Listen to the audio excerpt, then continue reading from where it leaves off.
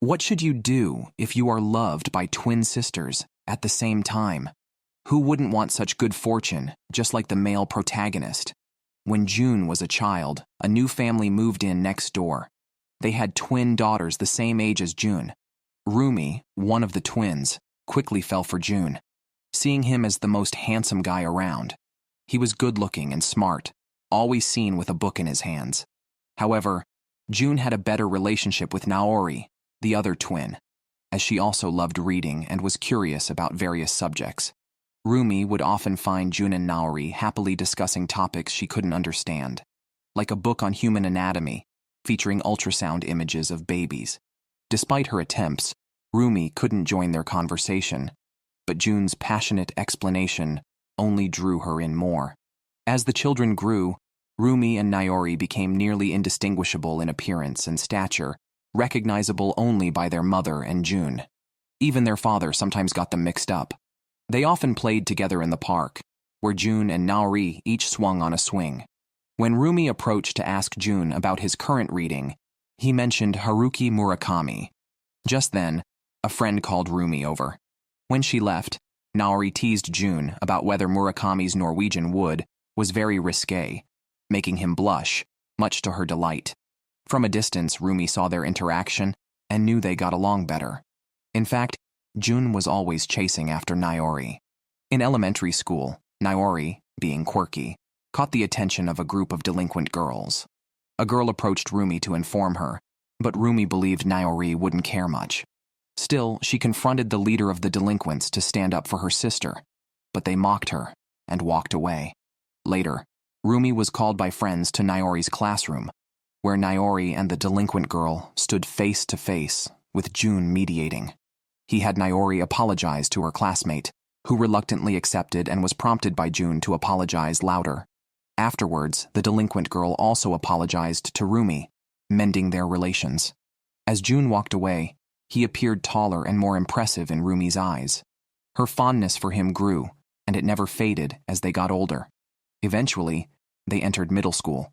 Due to shyness, Roomie talked less with June, who conversed more with Naori, and they often walked home together.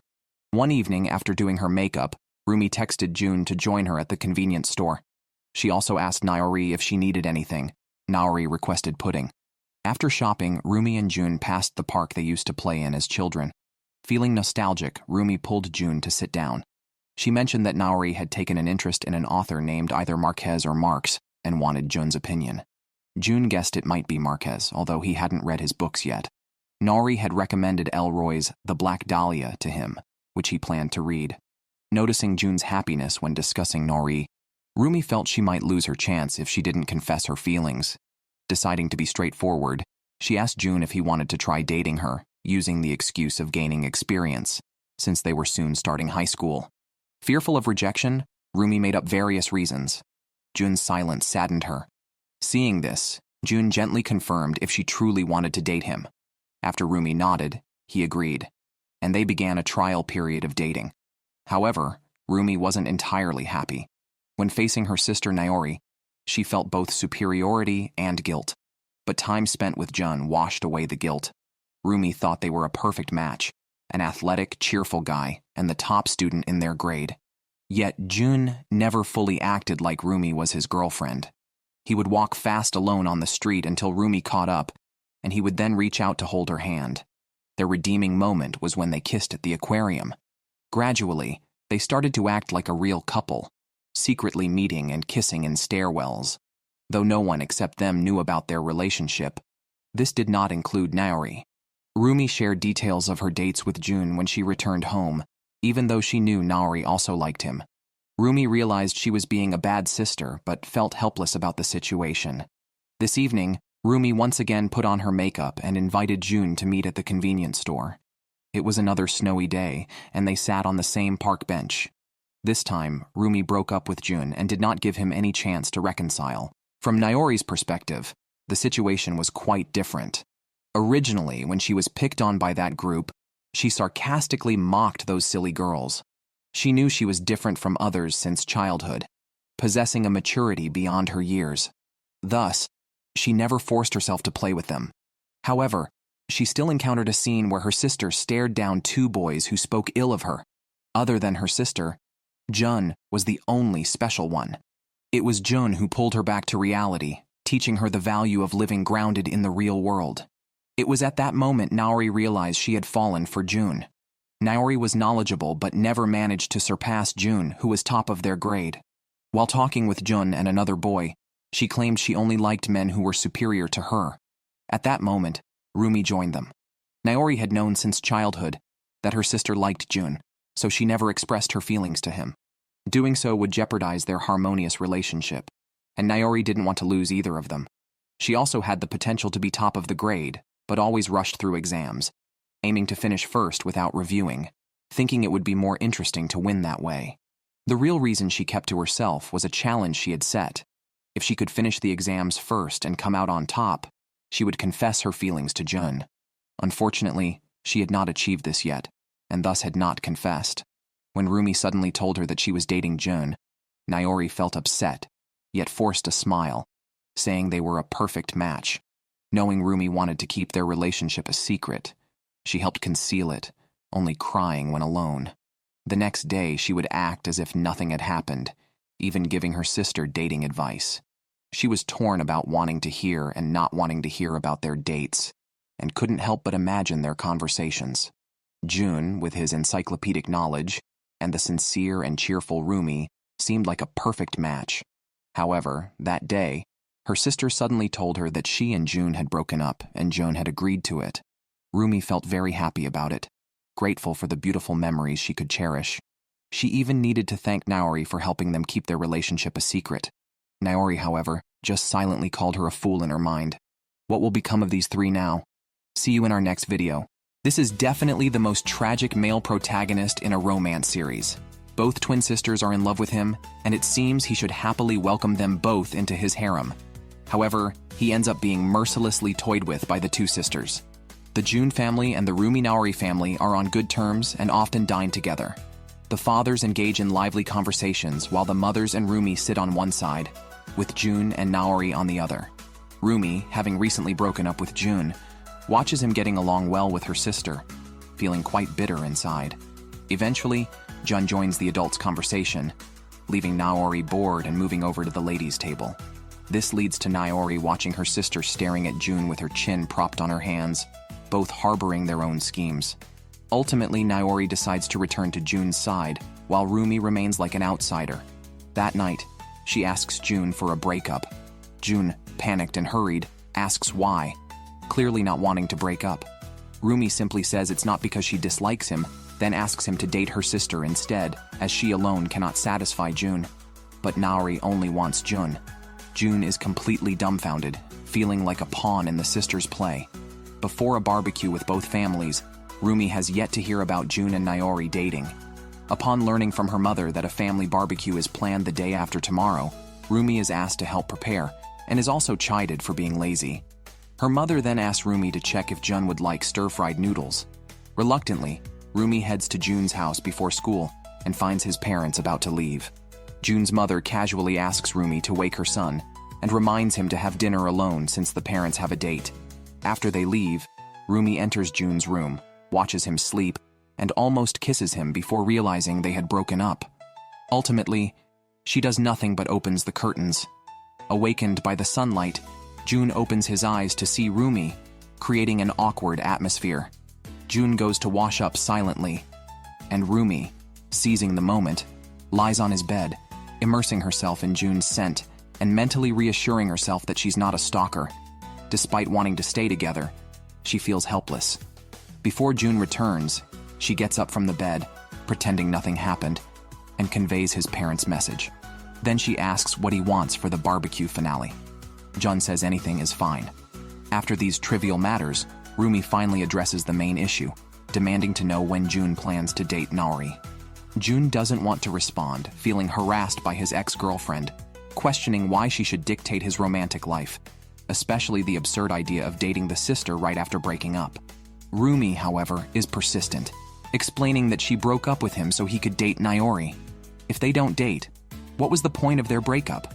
Roomie even confesses Naori's feelings for Jun on her sister's behalf, June is somewhat surprised, but not entirely. What's the point of saying these things now? His relationship was with Roomie, not Naori. Seeing her advice fail, Roomie directly embraces June tightly, and they almost kiss uncontrollably. But then Roomie suddenly stops, picturing her sister, and pleads with June to date Naori. On the other hand, Naori was completely unaware of the situation. She slept in until noon before coming downstairs and casually chatted with her father about Star Trek. After pouring herself some water and returning to the dining table, she found her father had sneakily eaten her food, which instantly made her not want to deal with him. Just as she was feeling hungry, she received a message from Jun inviting her to go out for a walk, which Naori gladly accepted. Since June had broken up with her sister, she felt he seemed quite vulnerable and decided it was her duty to keep him company. Naori dressed up and went to Jun's house, where she was astonished to hear that Jun wanted to go see a movie. Normally, Jun didn't like crowded places, but since he was offering, she was happy to join him. On the way to the cinema, their conversation never faltered. They instantly connected over every movie and book mentioned, and their discussions were lively and enjoyable, even when they argued. Naori was so excited that she almost fell, but June caught her just in time. At the cinema, Naori asked if her sister had contacted June since Roomie had been going out during the holiday. June was unaware of Roomie's whereabouts. The movie soon started, and Naori critically watched it, internally giving it a barely passing grade, while June was thoroughly engrossed. After the movie, their discussion continued as they walked along the riverbank. Naori brought up the first time she met June as a child, teasing him about showing signs of being a subculture brat back then. Jun, embarrassed to discuss his past with someone he liked, listened as Naori went on until he finally begged for mercy, leaving Naori triumphant. They ended up resting on a bench because it was getting dark. Jun bought Naori a drink and asked if her legs were cold.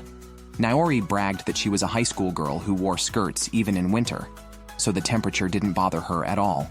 She provocatively crossed her legs, showing off the curve where her over-knee socks met her skin, and asked June what he thought.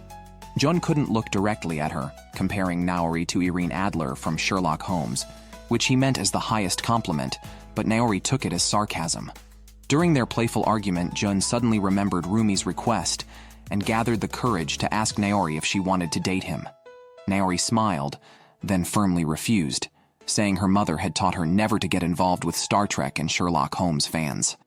Jun looked visibly disappointed, but it turned out Naori was just joking. She had planned for years to say those lines if Jun ever confessed to her, fulfilling a long-held dream. Besides, how could she possibly refuse Jun? Relieved, Jun finally relaxed, and Naori playfully teased him as they officially became a couple. Naori opened her arms for a hug, and June expertly swept her into his embrace. After coming home in the evening, Naori asked her sister to come to her room before going to sleep. Roomie seemed to have sensed something and promptly agreed. After finishing the household chores with their mother, she went to Naori's room. Naori immediately told her sister that June wanted to date her. Roomie expressed happiness for her sister, but showed a surprised look when Naori mentioned she had turned him down again, though this was just a joke. However, the sisters did not continue the conversation along those lines. Roomie commented that Naori's legs were a bit chubby and suggested they go jogging together in the future. Naori instantly refused, adding that many boys liked girls who were a bit chubby like her. 2 days later, during a joint family barbecue, after everyone had eaten their fill, Roomie took on the household duties while the two fathers continued to chat. June and Naori joined in the conversation. Later, as Jun was helping his drunken father get ready to go home, he asked Roomie to tell their aunt that the noodles were delicious. Both Naori and Roomie's father expressed their reluctance to see them leave, remarking how great it would be if June could become their son-in-law, allowing them to talk more. Jun's father, suddenly sobering up, agreed that would be wonderful. Naori also showed a look of anticipation, but June promptly changed the subject. While Roomie was busy wiping the table, Naori chased after June, probably wanting to spend more time with her boyfriend. The next day, Roomie went to a club activity, and Naori went to June's room. She brazenly lay on his bed and read a book, inviting June to lie down beside her. Jun couldn't refuse. Once he lay down, Naori naturally rested her head on his arm. They discussed the books and movies they had read and watched. Jun always admired Naori's reading ability and tried to keep up with her. Naori, surprised by this, then felt the urge to kiss him. She turned June toward her and moved in for a kiss. I just broke up with the older of the twin sisters and started dating the younger one. Even her best friend is upset on Roomie's behalf, thinking Roomie's inexplicable guilt is unnecessary. She questions whether enduring silently can truly make everyone happy, including Roomie herself.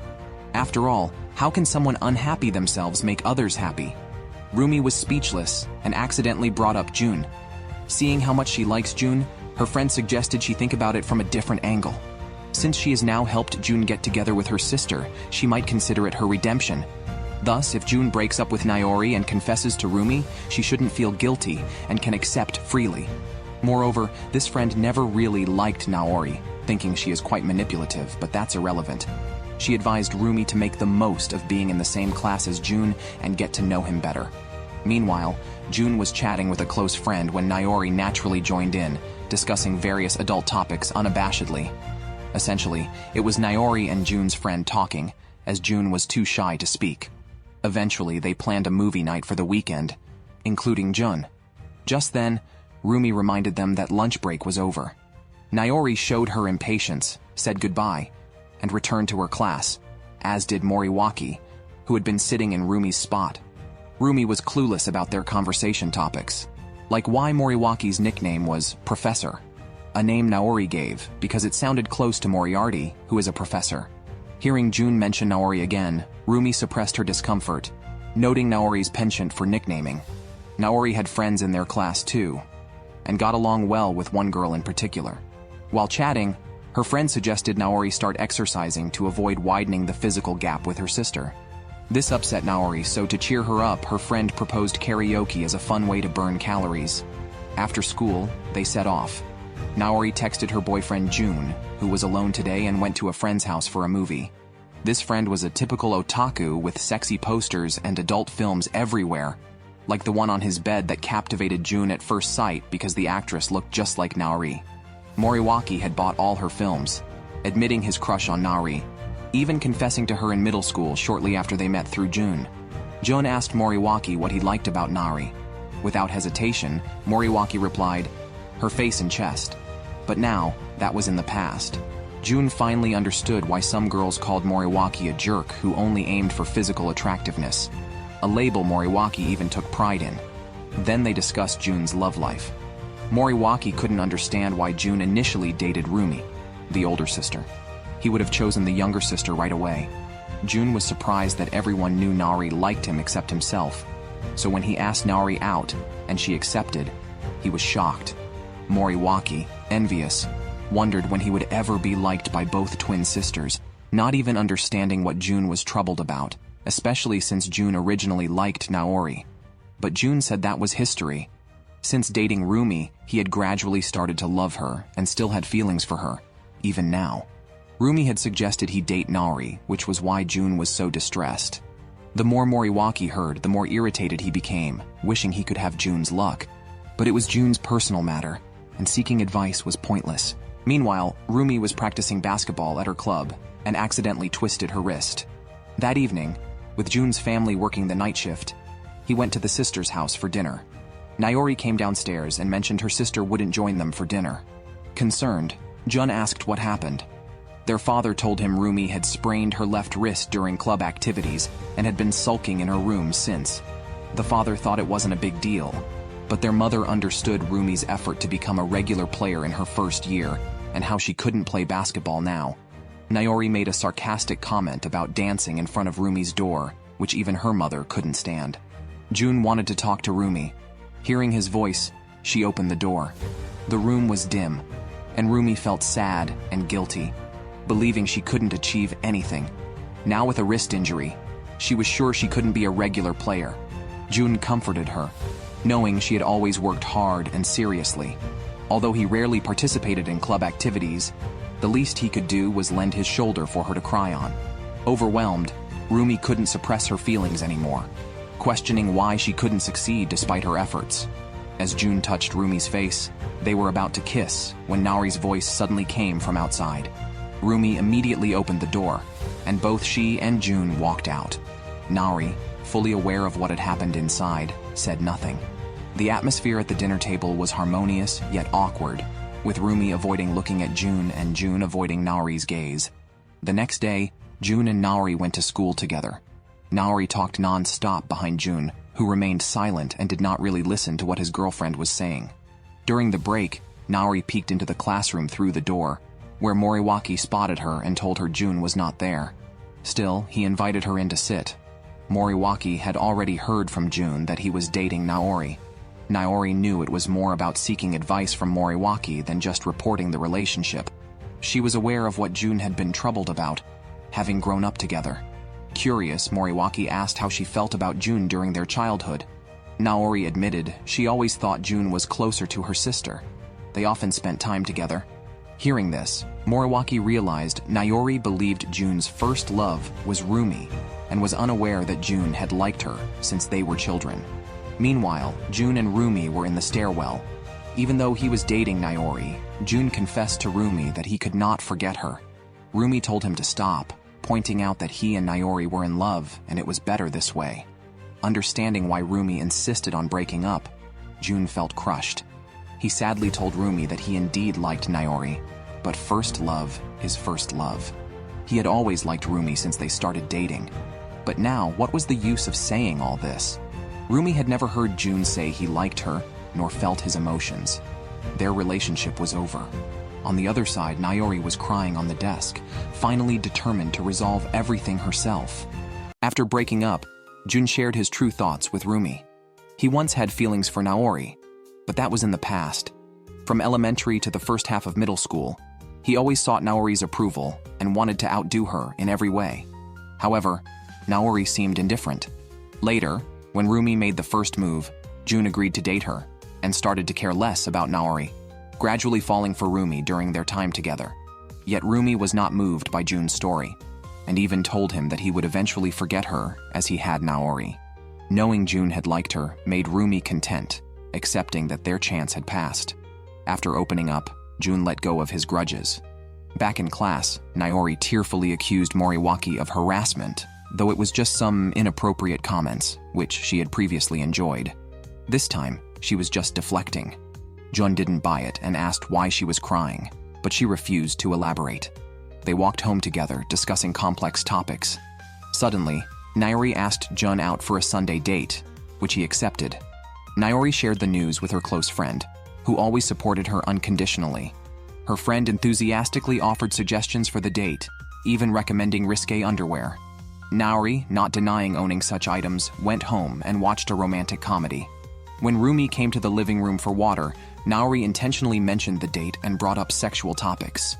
Roomie advised restraint, but Naori reassured her, hinting at possibly going halfway with June and even jokingly inviting Roomie for a threesome, which she declined. Naori then lightly claimed she was joking. Surprisingly, Roomie inquired about their dating destination, and Naori revealed it was the ocean park. Eagerly, she messaged June about their plans, and after some playful banter, both fell asleep.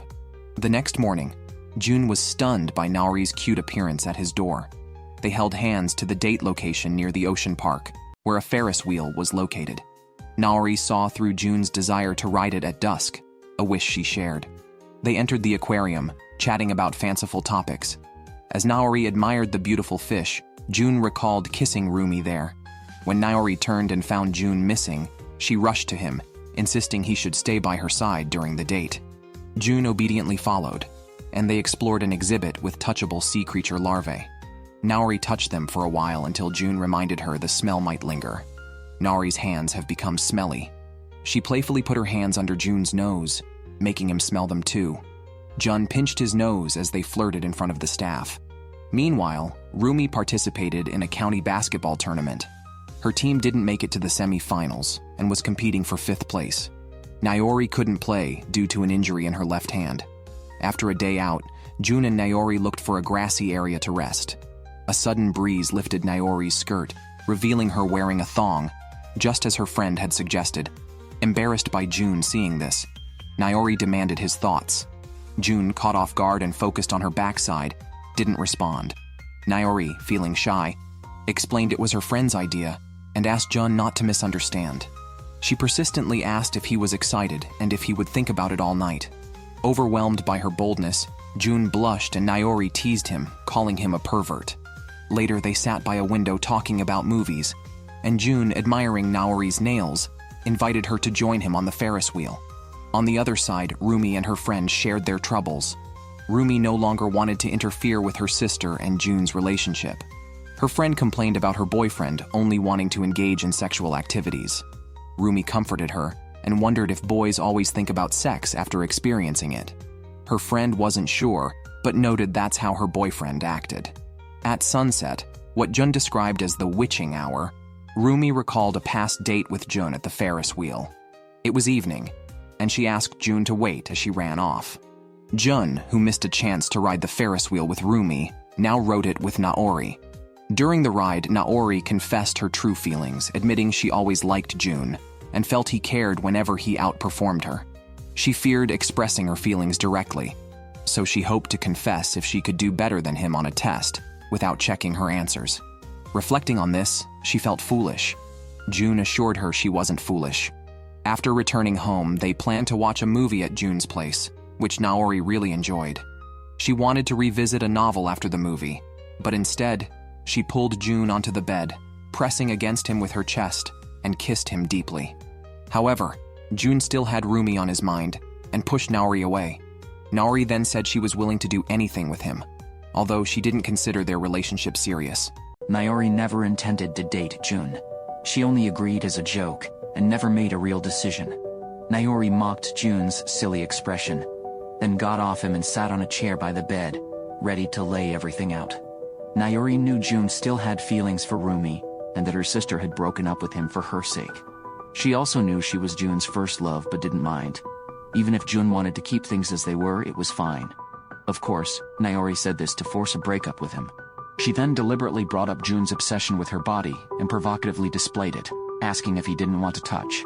June was embarrassed and ridiculed by Naori for being foolish. However, Naori told him he was free now, and his next actions were up to him. He could start over with her or choose a different path, possibly reconciling with Roomie.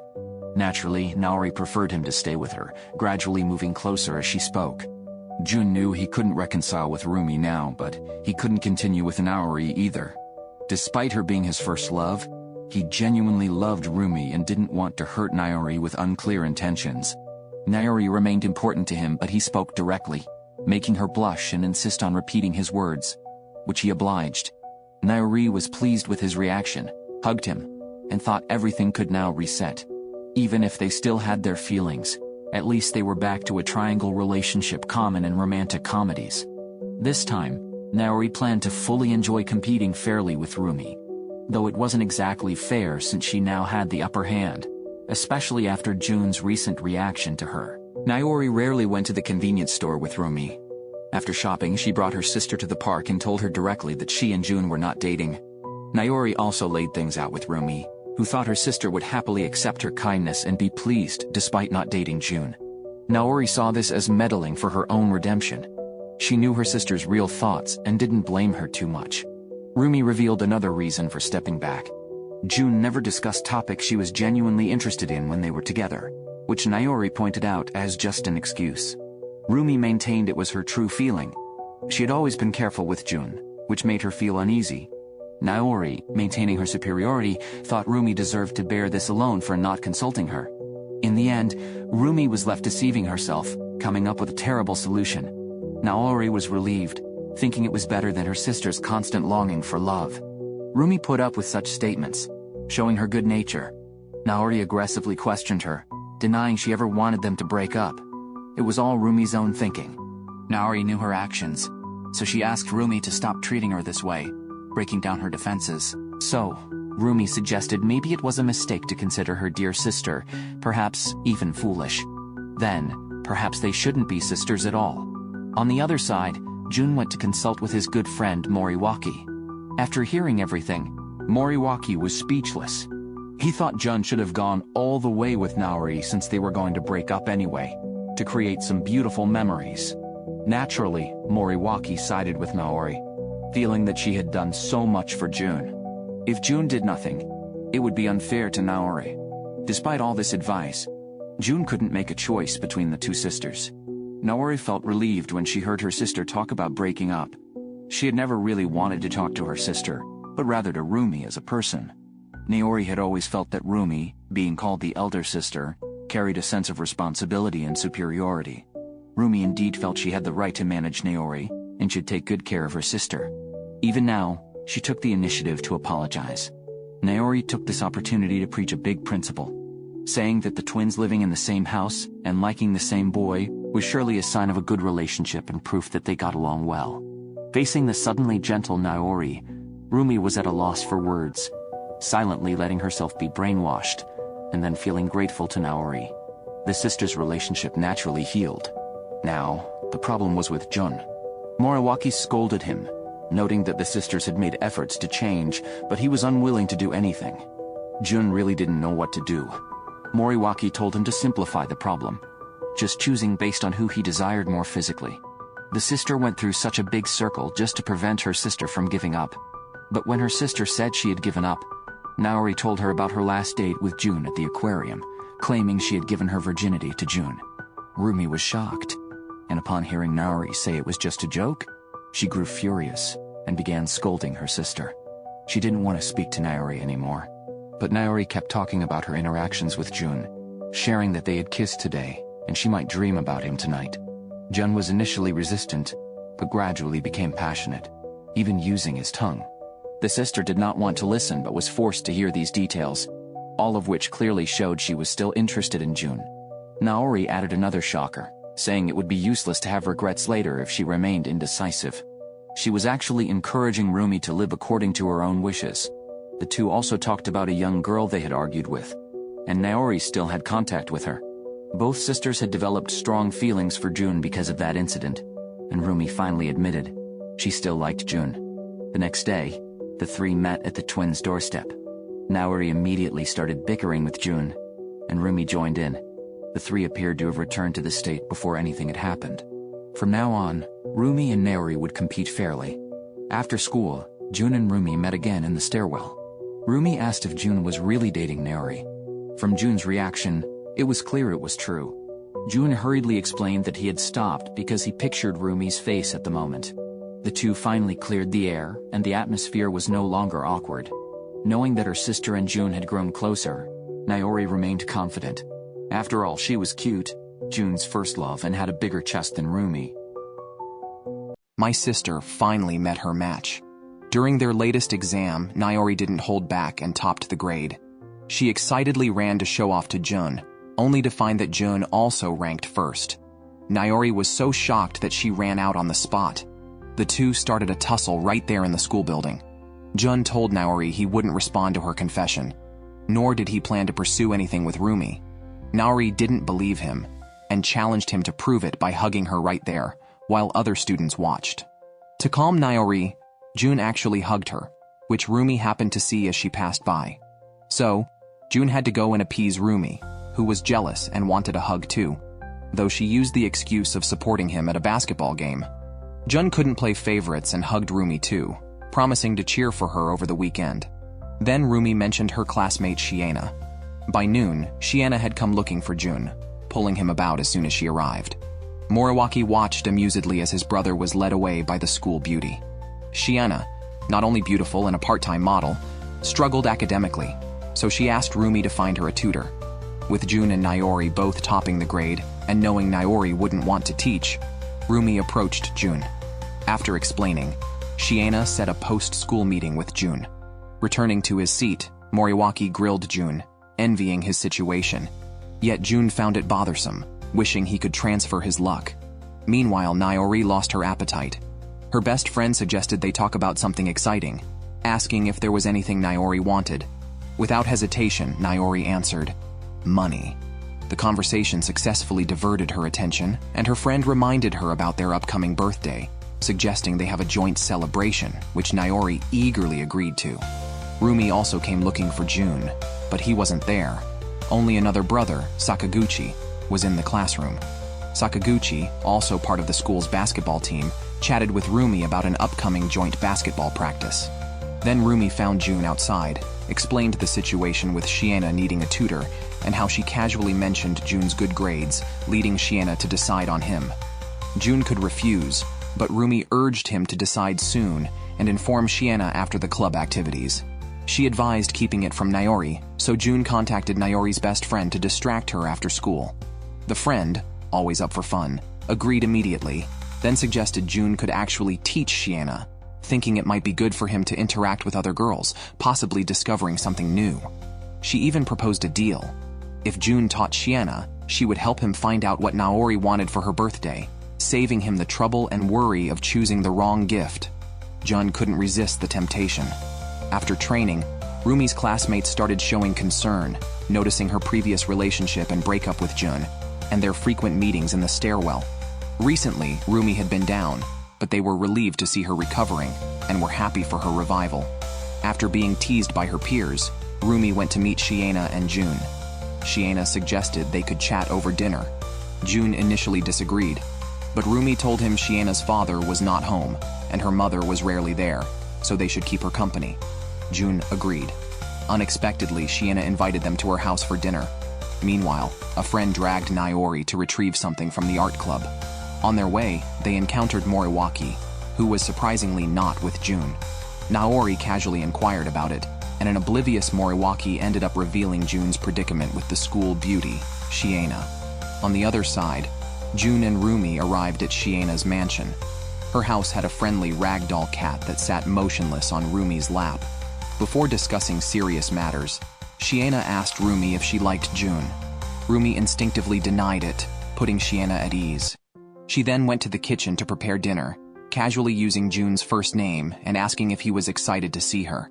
June, constantly pursued by Naori, nearly gave in. Meanwhile, Naori was actively belittling Shiena, calling her a silly girl who mistakenly thought she was the center of attention and a flirtatious show-off. She was upset because Shiena had approached June. However, Shiena combined the best traits of both Roomie and Naori, beauty and domestic skill. Her cooking won praises from June and Roomie, although she struggled academically. Still, June had agreed to help her. On their way home, June asked Roomie about practice for a national competition, and they chatted as they walked. Unexpectedly, Naori appeared behind them, mocking them and questioning why they were going home together. Roomie revealed they had been at Shiena's place because Shiena wanted June to tutor her. Initially angry, Naori's mood shifted when she learned about Shiena's cat, complaining that they hadn't taken her along, but decided to forgive them because of the cat. When Roomie got home, Naori asked June if he had refused Shiena's invitation. Hearing that June had accepted, she was upset and restless at home, trying to figure out what attracted June to Shiena, but unwilling to admit her jealousy. The next day, she went to confront Jun and found him watching a movie that seemed inappropriate, but Jun quickly proved it was just a regular film. Naori came to ask why June agreed to Shiena's request, but forgot her main concern after Jun served her mango pudding. She was actually worried about Shiena seducing Jun, though she wasn't keen on tutoring Shiena with him. At school, June invited Roomie to lunch to discuss tutoring Shiena. Shiena suggested tutoring at her house, which worried June about being alone with her. Roomie had club activities after school and couldn't accompany him, so she comforted him not to overthink it. Thus, June went to Shiena's house alone, where the cat greeted him. Shiena insisted on taking a shower before studying, leaving Jun to himself. While dining with friends, Roomie kept thinking about June and Shiena. She wondered why Shiena had asked if she liked June. Was it out of curiosity, or because she had an interest in him too? Suddenly, a friend mentioned seeing Naori, prompting Roomie to chase after her. Roomie asked Naori what she was doing there. Naori felt neglected by her sister and June recently, and knew about Roomie's Friday dinner tradition with her team, so she came to check it out. Sensing her sister's mood, Roomie invited Naori to join them, but Naori initially refused rudely. Knowing her sister's temperament, Roomie offered to buy her dessert, which immediately changed Naori's mind.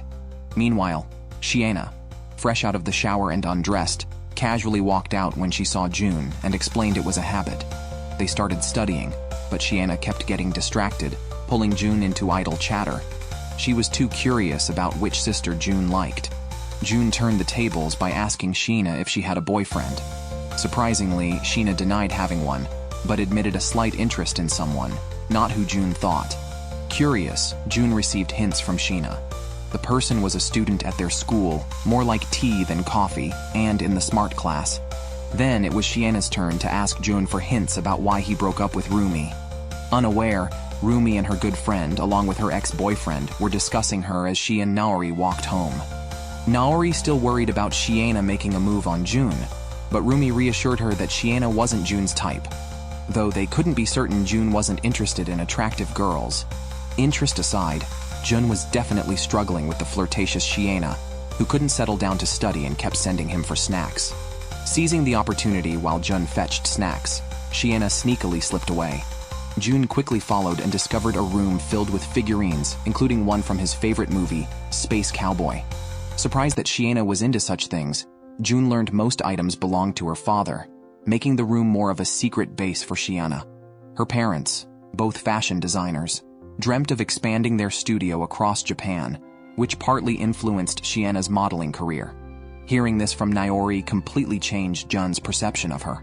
By the weekend, Naori was bombarded by calls from a close friend who was already waiting at her doorstep, inviting her for a shopping trip. Unexpectedly, June and Shiana were also shopping, as June was seeking Shiana's advice on a birthday gift for Roomie. The twin sisters shared the same birthday, and while Naori's friend was helping her, June focused on Roomie's gift alone. While trying to gather gift ideas, Naori spotted June and Shiana passing by and asked her friend which law covered homicide. However, Naori didn't alert them, but instead sent a photo to Roomie, who immediately headed to the mall.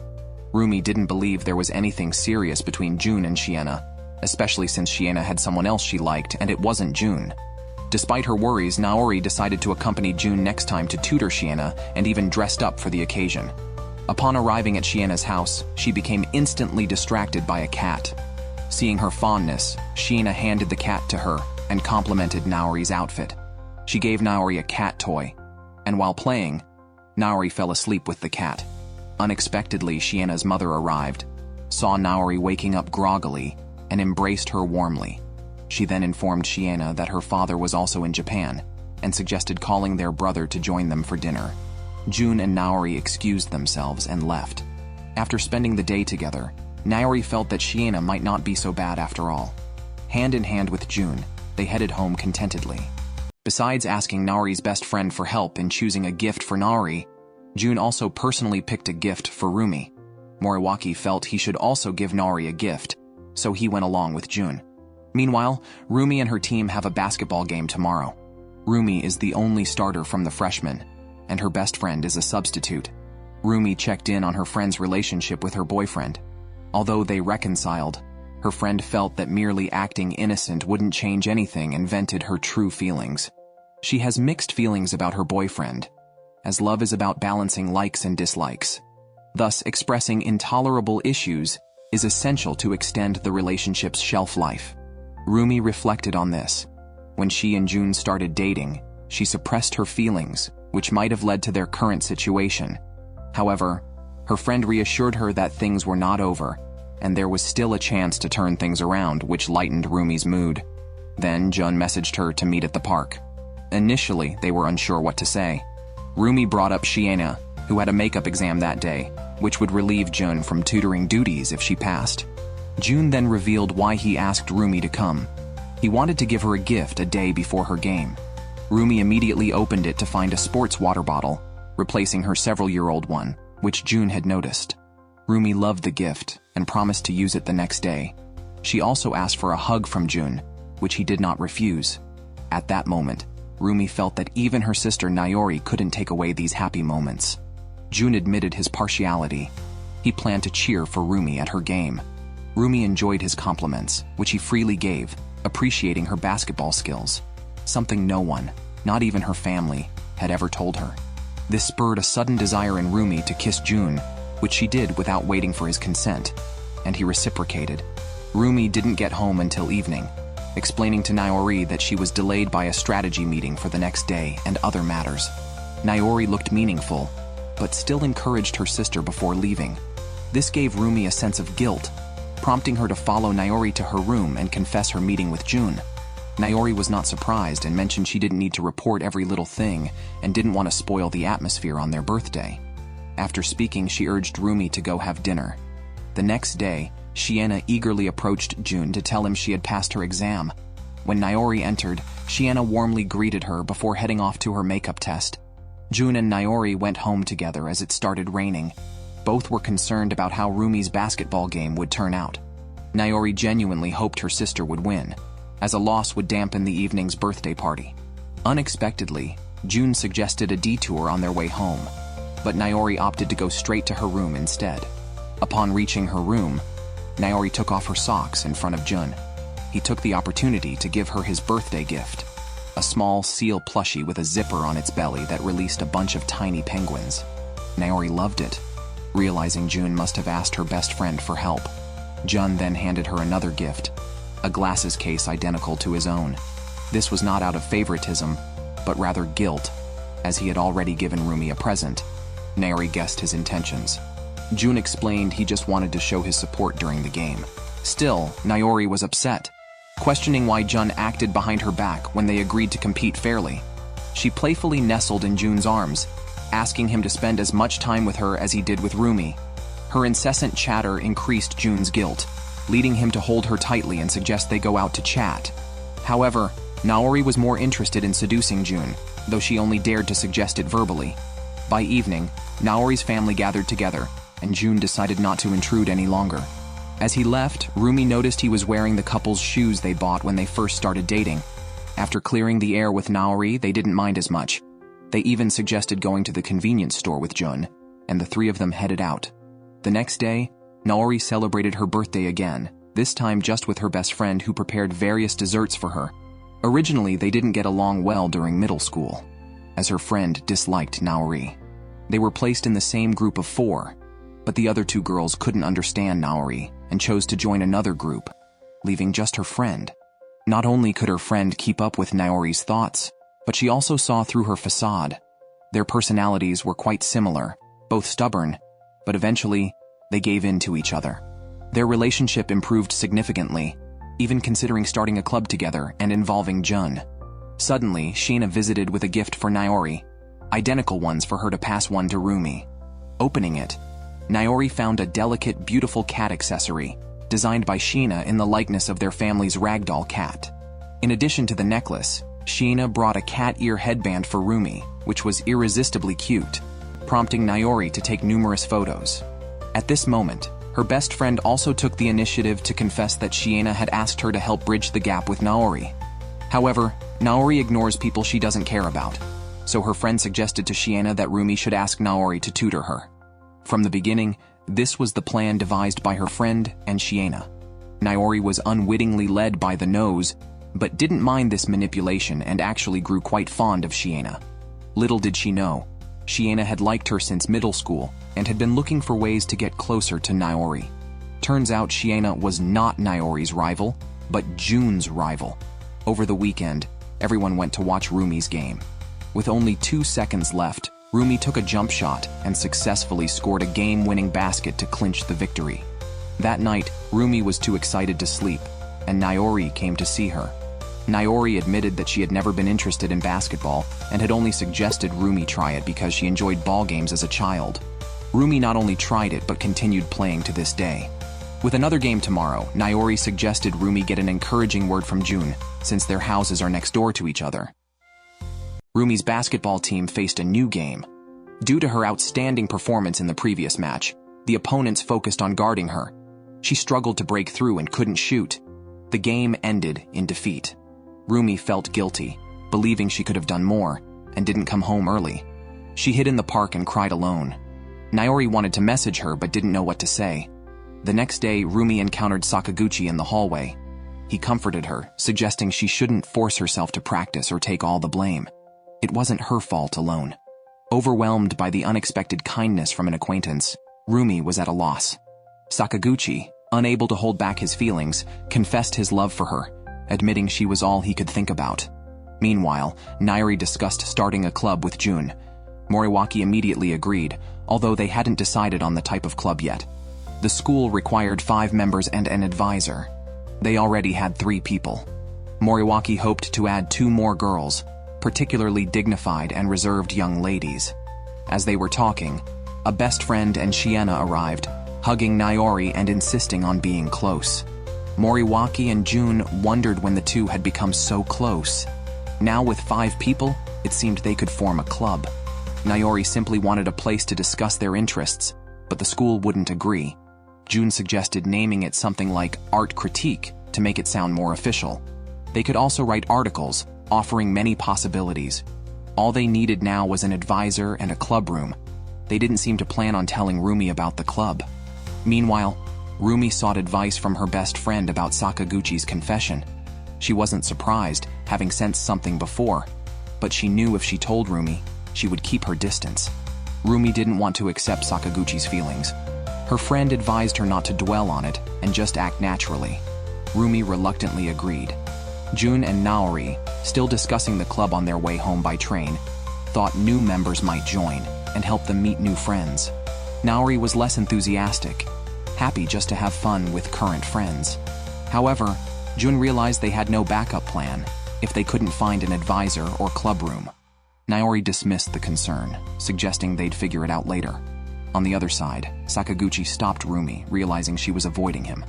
He felt guilty for his impulsive confession and then asked if Roomie was dating June. Roomie denied it subconsciously.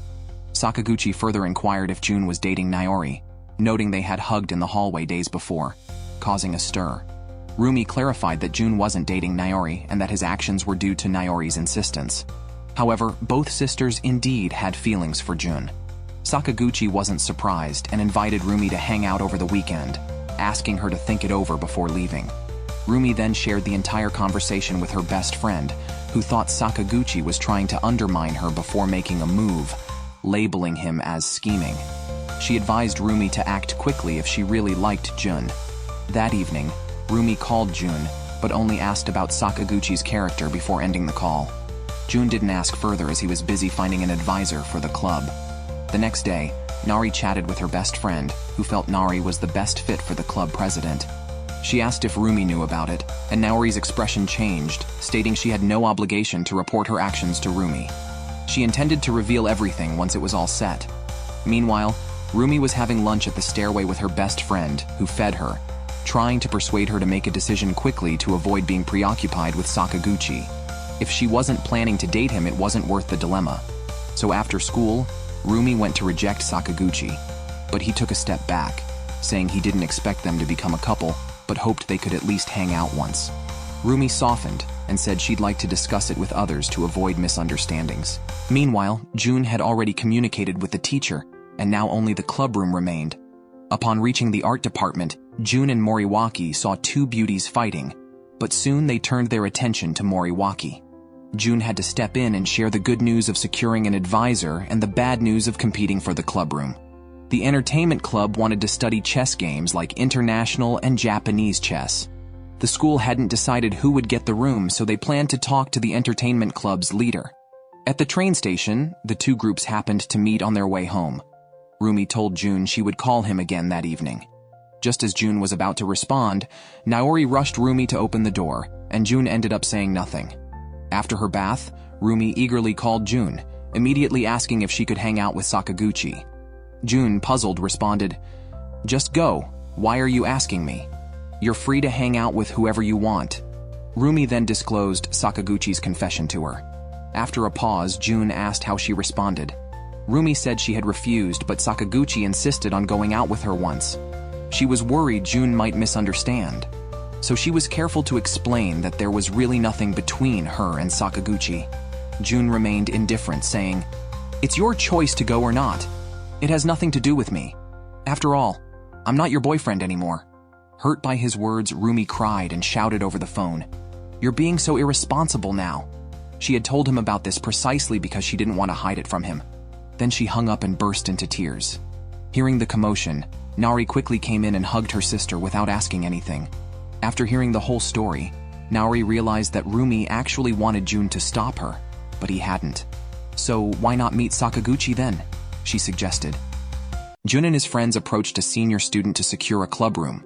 Shiena, unable to join them, only described the senior, who somewhat resembled Jun. Upon meeting, the senior bluntly refused to relinquish the room. Jun proposed a chess match as a solution. If they lost, he would join the senior's club, ensuring sufficient membership. If the senior lost, he would hand over the room, benefiting both parties. The senior agreed, but insisted on choosing his opponent, selecting Naori.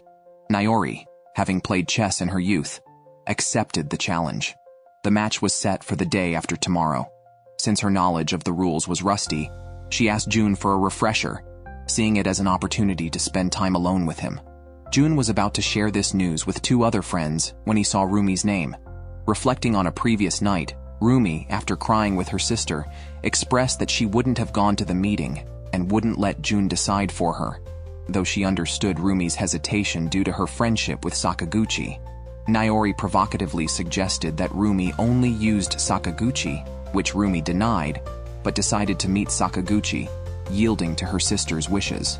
The next day, in the basketball team's locker room, the teammates were curious about Roomie's encounter with Sakaguchi.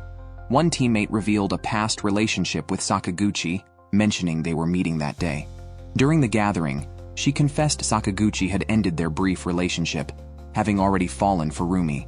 She asked Roomie to share what Sakaguchi would tell her, supporting Roomie's decision to date him and gather insights on his attitude toward ex-girlfriends. Later, Jun texted Roomie to meet and discuss the previous day's events, but she declined, choosing to stay with her friends. Meanwhile, Jun went to teach Naori chess, who seized every chance to flirt with him. Roomie regretted her refusal, wishing for a proper conversation with Jun. It was late when Jun urged Naori to go home, but she wished to stay overnight, embracing him from behind and insisting on staying as they did in childhood. Jun asked her not to be capricious, and she left. When Naori got home, Roomie had just returned, and Jun and Roomie planned to connect the next day. Jun told Roomie about their club situation, which Naori had not mentioned to her. Naori's twin sister had started the club and invited all their mutual friends, but left out her sister. Jun felt awkward for Naori, and the conversation between them became strained. Jun apologized, admitting he was irresponsible, but explained that Sakaguchi was his friend and he did not want Roomie to hang out with them. He wanted to hear Roomie's own opinion. After a frank discussion, Roomie admitted she would go because she wanted to find out more about Sakaguchi. Jun had no reason to stop her, so the matter was settled. Roomie then confidently responded to Sakaguchi, and they agreed to meet the next day. That evening, Roomie started planning what to wear when her mother told her that Naori had also gone to Jun's house. Jun's mother invited Roomie to join them for dinner, and she went, watching Naori and Jun play chess. They were flirting during the game. Naori deliberately asked Jun why he didn't capture her queen. Jun knew he would lose if he did, but not capturing it wouldn't change the situation. Eventually, he got distracted and Naori won by sacrificing her queen. Naori then asked to kiss Jun as a punishment. Roomie, seeing her crush and rival flirting, still laughed happily, and the three of them shared a laugh together after a long time. The next day, Jun and Naori were to compete in chess against a senior, while Roomie had a date with Sakaguchi.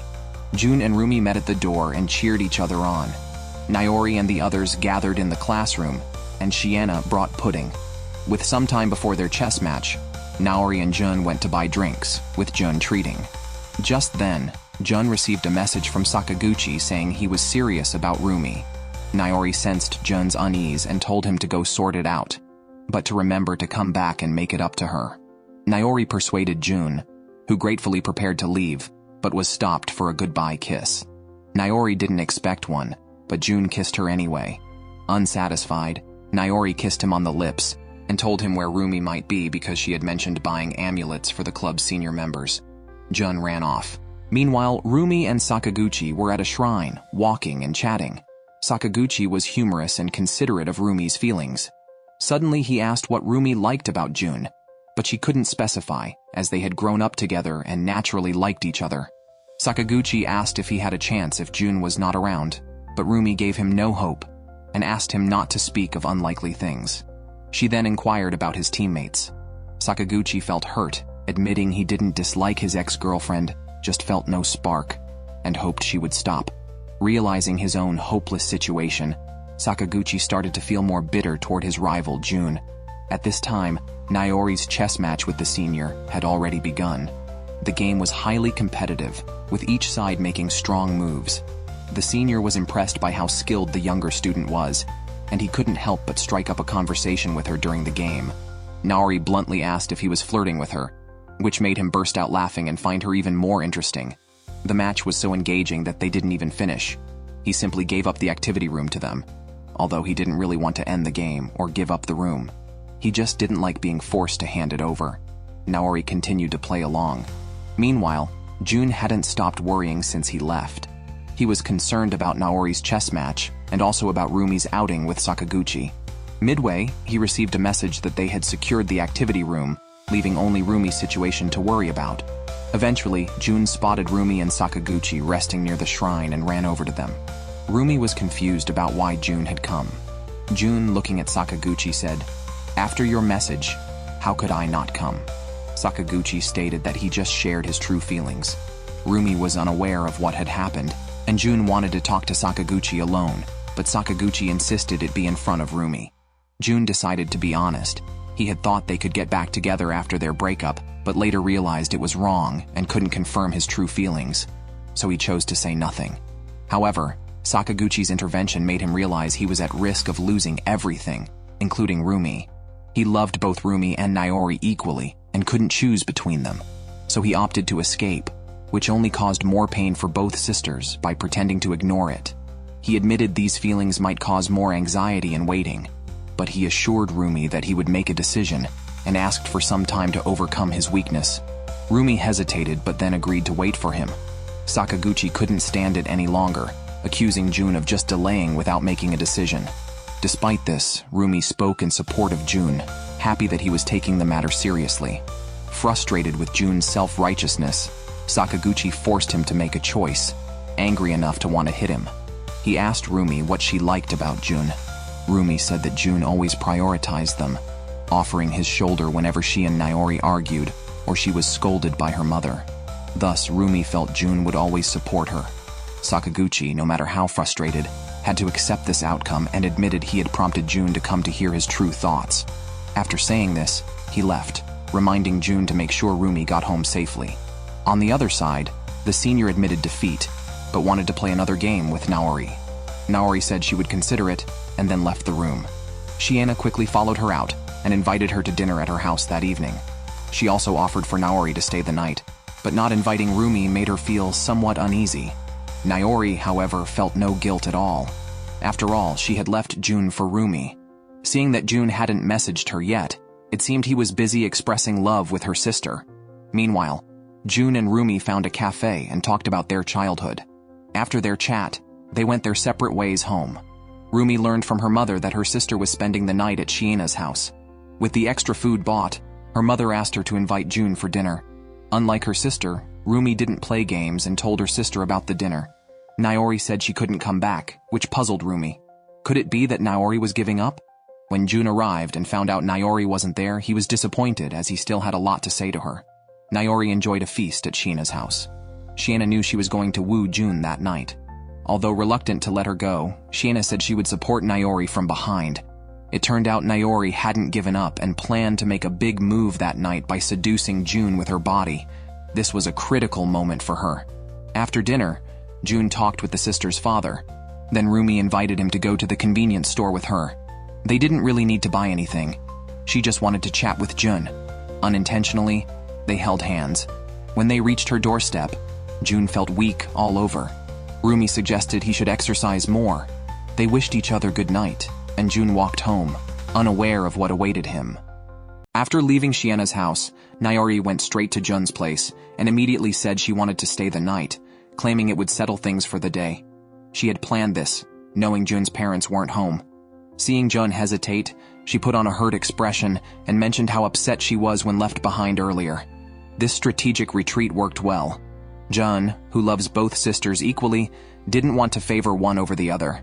Naori threatened to sleep on the streets or run off with someone if he didn't let her stay. Jun reluctantly let her in. Without showering, they argued about who should bathe first. Naori steered the conversation suggestively, accusing Jun of wanting her to bathe first so he could use her bathwater, calling him a pervert. Jun was speechless but still prepared the bath. Once ready, Naori insisted he bathe first. Jun left a warning not to peek before he entered the bathroom. Naori didn't peek. She boldly watched, turned off the main power, stripped, and joined him in the bathroom, offering to scrub his back. Jun reflexively rejected but ended up embracing her. It was clear he didn't want to break free. Fortunately, Naori didn't force anything, and June seized the chance to escape. The next day, Naori was visibly downcast even in the club room. Moriwaki, acting as a confidant, asked if something happened with June, and posed a question similar to Sakaguchi's. What do you really like about June? She hinted it shouldn't be because Roomie made the first move. Naori realized she was upset because Roomie started dating June first, not understanding her true feelings. She loved June genuinely, not just to compete with her sister. However, even Naori couldn't be sure if her actions were purely out of love, as jealousy and possessiveness were also involved. Yet these feelings didn't mean her love for June wasn't real. Last night, after her bath, Naori went to June's room wanting to sleep in his bed as if the awkward moment hadn't happened. She immediately said she wanted to sleep together. June outright refused. Naori then brought up the chess match from earlier that day. The senior had conceded the room even before the match ended, leaving Naori with a win but an unsatisfied feeling. As they talked, Naori tackled June onto the bed and they ended up sharing it. June faced away, unable to confront her since they weren't officially dating, marking it as their first and last time. Naori asked if they could date, arguing it would legitimize their sleeping together. Jun was still undecided. With a tearful voice, Naori demanded a kiss, leading to a deep French kiss. They fell back onto the bed. Naori proposed they date secretly, but Jun refused, unwilling to lie to Roomie or betray her trust. So, they just slept. Jun really felt troubled. When he shared his worries with Moriwaki, Moriwaki thought Jun was just showing off. He no longer wanted to be friends with him. Jun said he did nothing, which left him speechless. Meanwhile, Naori shared details with her close friends. She felt okay even though Jun rejected her last night, believing she had the upper hand. When Moriwaki asked Jun about his thoughts, Jun admitted he loved Naori and felt comfortable with her. He wished to date her if possible, but he also loved Roomie deeply and couldn't forget their year together. Jun's mother recently got interested in luxury camping, which was cheaper before the summer holiday. She suggested both families go together. Roomie and Naori both texted Jun, excited about the overnight trip. On the camping day, Jun's father suggested, hoping at least one of the sisters would join their family, or even better, both. Unbeknownst to him, his son felt the same. Both mothers went to sleep early. Jun and Roomie chatted together, and Naori joined, eating marshmallows and sitting between them. She offered Jun a bitten marshmallow, which he didn't mind, and swallowed immediately. The stars were plentiful that night. Jun suggested visiting the observatory, and both sisters were eager not to miss the opportunity. The three stargazed together. Roomie wasn't as knowledgeable as Jun and Naori. She used to pester her father for a telescope after hearing Jun talk about stars. Naori teased that Roomie easily believed everything Jun said, which Roomie didn't mind as Jun wouldn't lie to her. Naori seemed aggressive that night, and Jun noticed something was off.